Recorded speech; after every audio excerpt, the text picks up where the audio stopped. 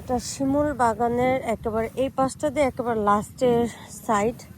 তো এখানে দাঁড়ালে দেখেন ওই পাশে হচ্ছে হাওর আর এই পাশে হচ্ছে শিমুল বাগান।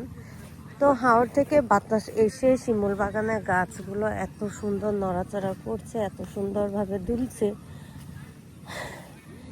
আর এই পাশ থেকে আপনার ছবিটা তুললে মারাত্মক সুন্দর লাগছে, সেজন্য হচ্ছে সবাই এ পাশে দাঁড়িয়ে হচ্ছে ছবি তুলছে, ভিডিও করছে। আর অনেকে ঘোড়ায় উঠছে, আমি ঘোড়ায় উঠতে পারি না, আমার প্রচণ্ড ভয় লাগে।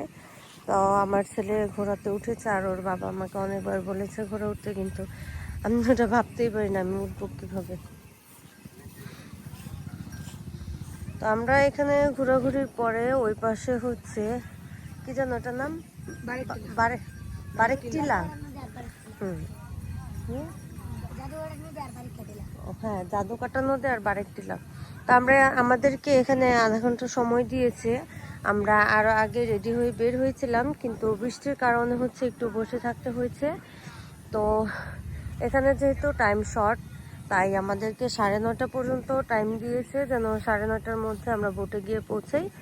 তারপর ওখান থেকে আমাদের আগে নিবে বারেকটিলা, তারপরে হচ্ছে আপনার জাদুকাটা নদীতে নিবে।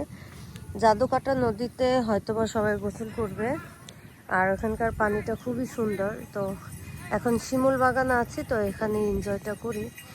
আর আমাদের টাইম অলমোস্ট শেষ হয়ে এসেছে।